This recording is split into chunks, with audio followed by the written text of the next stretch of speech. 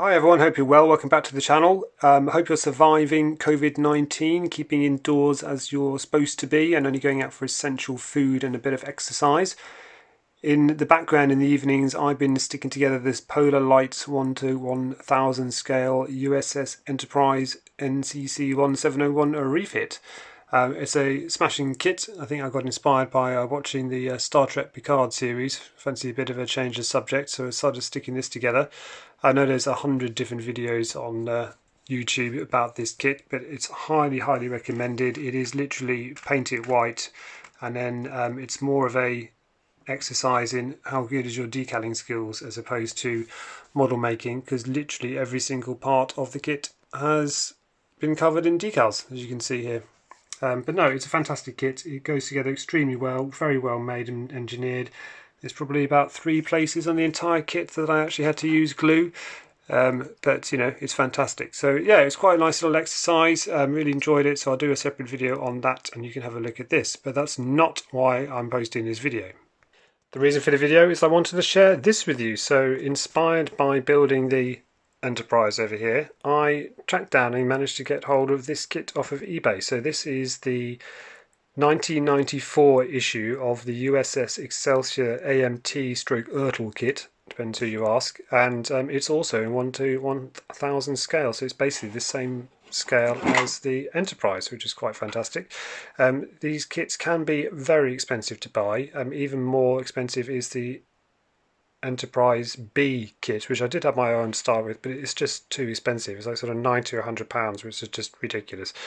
But this is a tremendous kit. It does show its age a little bit, which I'll come on to in a sec, but it's absolutely brilliant, and it's going to look very cool next to the Enterprise once it's all built. So let's try and sort of stick this together here briefly. You can see pretty quickly how big this Excelsior is compared to the Enterprise.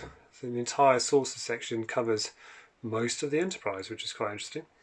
But yeah, it's going to be really cool to stick this together. There's a few little things, like some of the panel lines here are recessed whereas some are raised, which I don't really understand why you do that. And I'm going to have to try and sort of sand some of this back. I'm going to buy one of the decal set and paint this up either as the, I think, USS Excelsior, like everyone else in the world, or possibly USS Valley Forge or USS Melbourne that comes with the pack of decals. So I think they're a bit newer.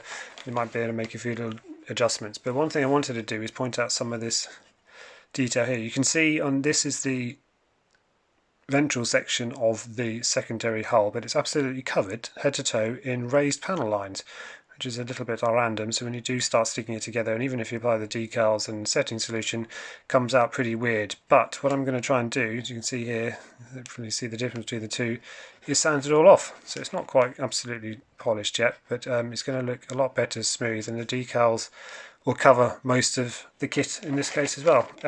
So this particular one didn't come in a box, which is absolutely fine, but one of the most expertly wrapped items I've ever had in the post off of eBay. It came with the refit decals. I'm not sure how many of these I'll actually use, because the set I want is covered in Aztecs as well, so probably won't use an awful lot of these, but you can see it's got the 2 NX and NCC versions of the Excelsior, and even the primary hull smaller extra impulse engines if you wanted to build up the Enterprise. In fact, is that Excelsior? Yeah, that's Excelsior there.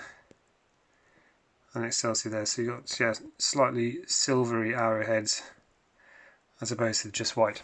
So yeah, it's going to be a good fun kit. It will keep me quiet in the evenings with the COVID-19.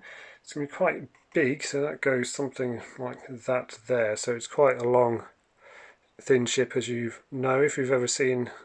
I think it was first introduced in Star Trek 3, I think it was, The Search for Spock, the Great Experiment, which didn't work, but the ship went on to serve in Starfleet for many years, so I've read. But yes, looking forward to getting stuck into this. The decals and the Aztecing is going to be quite fun. So yes, there are probably the same number of decals involved in this, if not more, as the Enterprise. But once it's all done, it's going to look really good. So I'm really pleased. Anyway, hope you're well, and I'll keep you posted with the updates. All right, take care of yourselves. Bye-bye.